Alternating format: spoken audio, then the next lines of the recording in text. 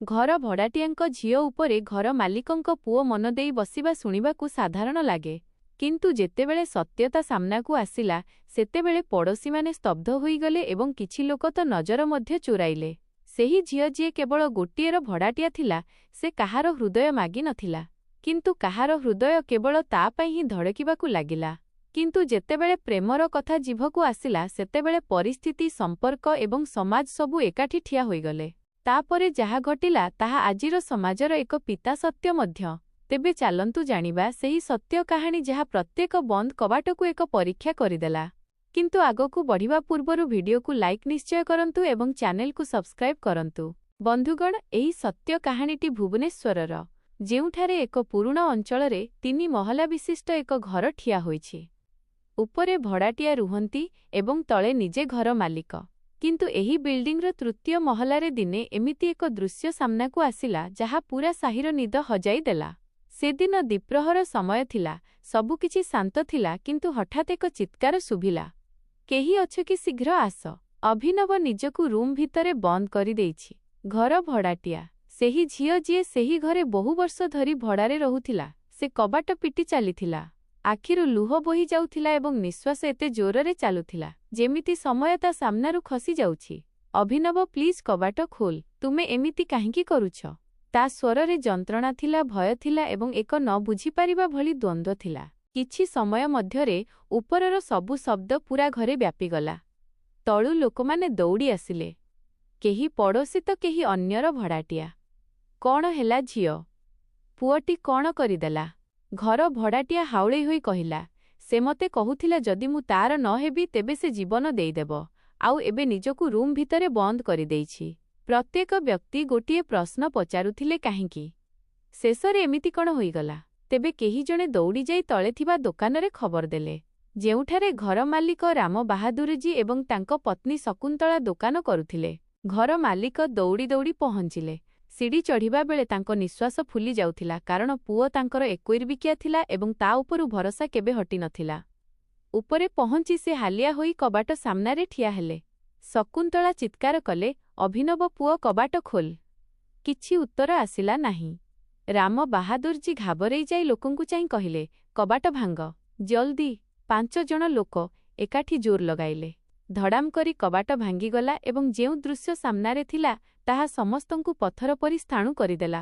Room ମଝିରେ ପଙ୍ଖାରୁ ଝୁଲୁଥିବା ଏକ ଓଢ଼ଣୀ, ତଳେ ଏକ ଷ୍ଟୁଲ୍ ରଖାଯାଇଥିଲା ଏବଂ ତା ଉପରେ ଚଢ଼ିଥିବା ଅଭିନବ ଆଖି ଉପରକୁ ହାତ ଥରୁଥିଲା। ଟେବୁଲ ଉପରେ ଏକ ନୋଟ୍ ରଖାଯାଇଥିଲା, ଯାହାକୁ ଦେଖିଲେ ହିଁ ଛାତି ଥରି ଉଠୁଥିଲା। ଶକୁନ୍ତଳାଙ୍କ ଚିତ୍କାର ବାହାରିଲା, ଅଭିନବ ତଳକୁ ଓହ୍ଲା। ଏଇଟା କ'ଣ କରୁଛନ୍ତୁ?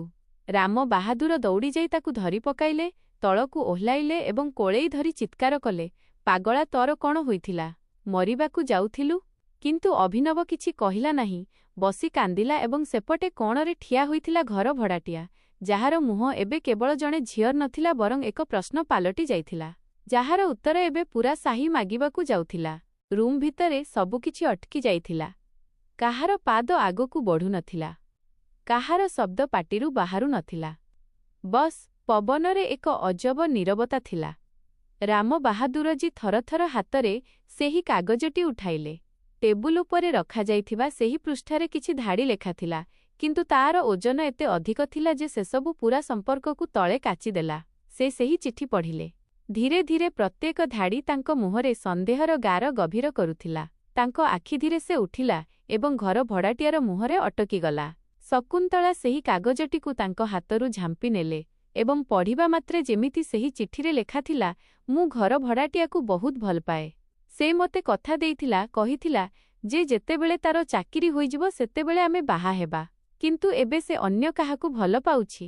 ମୁଁ ଏହା ସହିପାରିବି ନାହିଁ, ତେଣୁ ଯାଉଛି।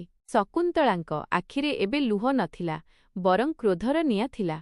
ଏଇ ଦିନ ଦେଖିବା ପାଇଁ ତତେ ପଢ଼ାଇଥିଲୁ, ଝିଅ ଭାବି ନିଜ ଘରେ ରଖିଥିଲୁ, କ'ଣ ଏଇଆ ବାହାରିଲା ଆମ ଭରସାର ଫଳ?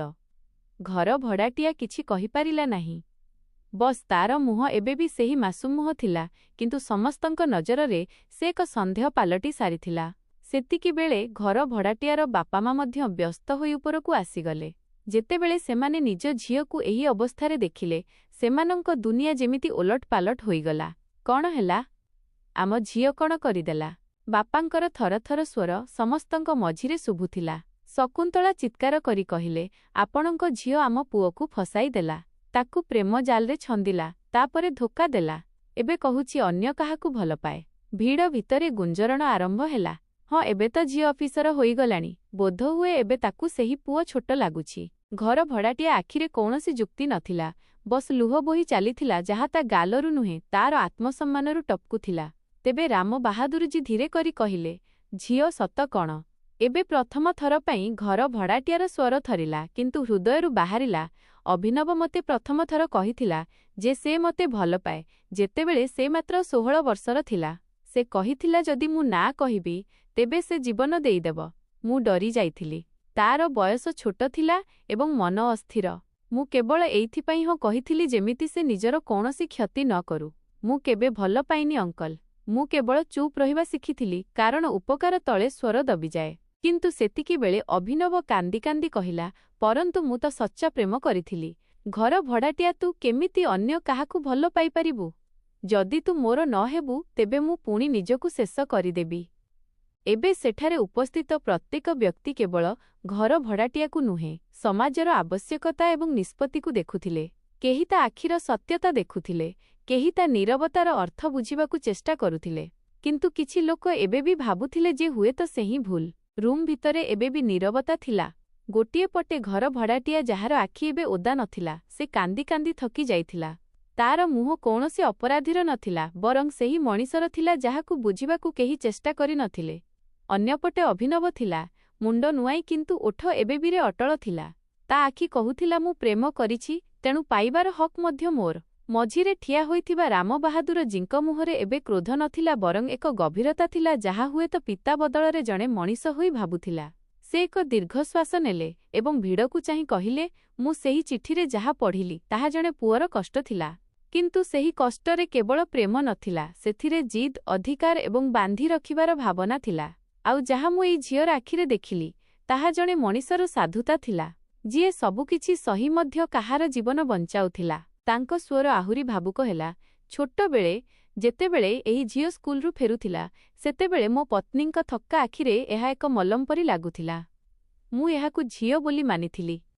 ଆଉ ଆଜି ଯଦି ମୋ ପୁଅ, ଯାହାକୁ ମୁଁ ପ୍ରେମର ସଂସ୍କାର ଦେଇଥିଲି, ଯଦି ସେହି ଝିଅକୁ ଆତ୍ମହତ୍ୟାର ଧମକ ଦେଇ ସମ୍ପର୍କ ଚାହୁଁଛି, ତେବେ ମୋ ନଜରରେ ଭୁଲ ତାର ବେଶୀ, ସେହି ଝିଅର ନୁହେଁ। ଭିଡ଼ ଚକିତ ହୋଇଗଲା। ଶକୁନ୍ତଳା ରାମ ବାହାଦୁରଙ୍କୁ ଚାହିଁଲେ ଯେମିତି ପଚାରୁଛନ୍ତି, କଣ ସତରେ ତୁମେ ତାର ପକ୍ଷ ନେଉଛ? କିନ୍ତୁ ରାମ ବାହାଦୁରଜୀ ଏବେ ଘର ଭଡ଼ାଟିଆ ଆଡ଼କୁ ଚାହିଁଲେ। ଝିଅ, ତୁ ସତ୍ୟତା କହୁଛୁ ନା? ଘର ଭଡ଼ାଟିଆ ବହୁତ ସାହସର ସହ ତାଙ୍କ ଆଖିକୁ ଚାହିଁ ଧୀରେ କହିଲା, ଯଦି ମିଛ କହୁଥାନ୍ତି ଅଙ୍କଳ, ତେବେ ଆଜି ସମସ୍ତଙ୍କ ସାମ୍ନାରେ ଠିଆ ହୋଇ ନଥାନ୍ତି। ତାଙ୍କ ଆଖି ଛଳ ଛଳ ହୋଇଗଲା। ସେ ଘର ଭଡ଼ାଟିଆର ଲୁହ ପୋଛିଲେ ଏବଂ ତାପରେ ଲୋକଙ୍କୁ ଚାହିଁ କହିଲେ, ମୁଁ ଚାହୁଁଛି ଏହି ଝିଅ ଆମ ଘରର ବୋହୂ ହେଉ। ପୁରା ସାହି ଯେମିତି ଏକାଠି ନିଶ୍ୱାସ ରୋକିଦେଲା। ଶକୁନ୍ତଳା ସ୍ତବ୍ଧ। ଘର ଭଡ଼ାଟିଆର ବାପା ମା ଆଶ୍ଚର୍ଯ୍ୟ। ଘର ଭଡ଼ାଟିଆ ନିଶବ୍ଦ। ଭିଡ଼ରେ ଥିବା କିଛି ଲୋକ ଗୁଞ୍ଜରଣ ଆରମ୍ଭ କଲେ, କଣ ସତରେ ମାଲିକ ନିଜେ ହିଁ ନିଜ ସମ୍ମାନକୁ ଭଡ଼ାଟିଆ ସହ ଯୋଡୁଛନ୍ତି? କିନ୍ତୁ ସେତେବେଳେ ଘର ଭଡ଼ାଟିଆର ବାପା ଥରି ଥରି କହିଲେ, ମାଲିକ ଆପଣ କେଉଁଠି ଆଉ ଆମେ କେଉଁଠି? ଆମ ପରି ଗରିବ ଲୋକ ଆପଣଙ୍କ ବୋହୂ ହେବାର ସ୍ୱପ୍ନ କେମିତି ଦେଖିବୁ? କାଲିକୁ ଲୋକେ କହିବେ ଝିଅ ଅଫିସର ହେଉ ହେଉ ମାଲିକଙ୍କ ପୁଅକୁ ଫସାଇ ଦେଲା। ଏବେ ସେଠାରେ କୌଣସି ନୀରବତା ନଥିଲା, ବରଂ ସମାଜର ସ୍ୱର ଗୁଞ୍ଜୁଥିଲା, ଯାହା କେବେ ଝିଅକୁ ବୋଝ ବୋଲି ଭାବେ ତ କେବେ ବୋହୂକୁ ଚାଲାକ। ଘର ଭଡ଼ାଟିଆ କିଛି ସମୟ ଚୁପ୍ ରହିଲା, ତାପରେ ଧୀରେ କହିଲା, ଏବେ ନୁହେଁ ଅଙ୍କଲ। ଅଭିନବକୁ ପ୍ରଥମେ ନିଜକୁ ପ୍ରମାଣିତ କରିବାକୁ ହେବ। ମୋ ପାଇଁ ସମ୍ପର୍କ କୌଣସି ପୁରସ୍କାର ନୁହେଁ, ତାହା ଏକ ଦାୟିତ୍ୱ। ମୁଁ ସେତେବେଳେ ବାହା ହେବି ଯେତେବେଳେ ମୁଁ ଏହା ସ୍ଥିର କରିପାରିବି ଯେ ମୁଁ କାହାର ଦୁର୍ବଳତା ନୁହେଁ, ତାର ଶକ୍ତି ପାଲଟୁଛି। ସେଦିନ ସେଠାରେ କୌଣସି ତାଳି ବାଜିଲା ନାହିଁ, କିନ୍ତୁ ଏକ ଝିଅ ସମାଜକୁ ଶିଖାଇ ଦେଇଥିଲା ଯେ ସମ୍ମାନ ପାଇବାକୁ ହେଲେ ତାହା ପ୍ରମାଣିତ କରିବାକୁ ପଡ଼େ। ସେହି ଦିନ ପରେ ସବୁକିଛି ଧିମା ହୋଇଗଲା। ଘର ଭଡ଼ାଟିଆ ନିଜ ପୁରୁଣା ଢଙ୍ଗରେ ରହିଲା। ସକାଳେ ସରକାରୀ ଅଫିସ, ସନ୍ଧ୍ୟାରେ ବାପାମାଙ୍କ ସେବା ଏବଂ ରାତିରେ ଏକ କୋଣରେ ବସି ସେହି ବହି ପଢ଼ିବା ଯେଉଁଥିରେ ଅଧୁରା ସ୍ୱପ୍ନର ସ୍ଥାନ ଥିଲା। କିନ୍ତୁ ଅଭିନବ ଏବେ ସେହି ପୁଅ ନଥିଲା, ଯିଏ ଓଢ଼ଣୀକୁ ପଙ୍ଖାରେ ବାନ୍ଧି ଦୁନିଆକୁ ଧମକ ଦେଉଥିଲା।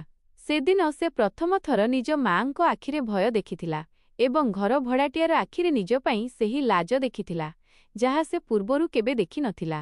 ଅଭିନବ ପ୍ରତିଦିନ ସକାଳୁ ଶୀଘ୍ର ଉଠୁଥିଲା, ଦୋକାନରେ ବସୁଥିଲା। ଯେଉଁ ପୁଅ କାଲି ଯାଏଁ ଚା କପ୍ଟିଏ ନିଜେ ଉଠାଉନଥିଲା, ସେ ଏବେ ଗ୍ରାହକମାନଙ୍କୁ ହସି ହସି ସ୍ୱାଗତ କରୁଥିଲା। ରାମ ବାହାଦୁରଜୀ ଦିନେ ସନ୍ଧ୍ୟାରେ ତାକୁ ପାଖକୁ ଡାକିଲେ। ପୁଅ, ଘର ଭଡ଼ାଟିଆ ତ ସଫା ସଫା କହିଛି ସମ୍ପର୍କ ସେତେବେଳେ ହେବ ଯେତେବେଳେ ତୁ ନିଜକୁ ପ୍ରମାଣିତ କରିବୁ। କ'ଣ ସତରେ ତୁ ସେହି ଉପଯୁକ୍ତ ହେବାପାଇଁ ପ୍ରସ୍ତୁତ?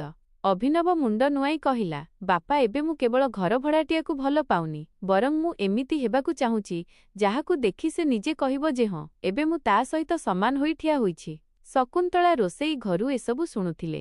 ସେ ଆସି ତା ମୁଣ୍ଡରେ ହାତ ରଖି କହିଲେ, ପ୍ରେମ ତଉଲିଆ ଭଳି ହୁଏ ନାହିଁ ପୁଅ, ଯାହା ଭିଜିଗଲେ ବଦଳାଇ ଦେବୁ। ପ୍ରେମ ସେହି ନିଆଁ ଯେଉଁଥିରେ ପ୍ରଥମେ ନିଜକୁ ଜଳାଇବାକୁ ପଡ଼େ। ସେହି ଦିନର ସେହି କଥାବାର୍ତ୍ତା ଯେମିତି ଏକ ନୂଆ ଆରମ୍ଭ ଥିଲା। ଏବେ ସାହିର ଲୋକେ ଆଶ୍ଚର୍ଯ୍ୟ ହେଲେ, ଆରେ ଅଭିନବ ଏବେ ପ୍ରତିଦିନ ଲାଇବ୍ରେରୀ ଯାଉଛି। ପୂର୍ବରୁ ତ କିଛି କରୁନଥିଲା, ଏବେ କୋଚିଂ କ୍ଲାସ୍ ମଧ୍ୟ ଜଏନ୍ କରିଲାଣି। ଘର ଭଡ଼ାଟିଆ ମଧ୍ୟ ଦିନେ ଦେଖିଲା ଅଭିନବ ସାହିର ଛୋଟ ପିଲାମାନଙ୍କୁ ପଢ଼ାଉଛି ଏବଂ ସେମାନଙ୍କ ଖାତାରେ ଲେଖୁଛି, ତୁମେ ବହୁତ ଭଲ ପିଲା, ବସ୍ ମନ ଦେଇ ପଢ଼ିବ। ସେ ଦେଖୁଥିଲା ଏବଂ ଚୁପଚାପ ଘରକୁ ଫେରି ଆସୁଥିଲା। ସେ ଜାଣିଥିଲା ଶବ୍ଦରେ ନୁହେଁ, ଅଭ୍ୟାସରେ ସମ୍ପର୍କ ବଦଳେ। ସମୟ ବିତି ଚାଲିଲା। ଅଭିନବ ଏବେ ସିଭିଲ ସେବା ପାଇଁ ପ୍ରସ୍ତୁତି କରୁଥିଲା। ରାମ ବାହାଦୁରଜୀ ଦୋକାନ ସମ୍ଭାଳୁଥିଲେ ଏବଂ ଅଭିନବ ପାଇଁ ନୂଆ ବହି ଆଣୁଥିଲେ।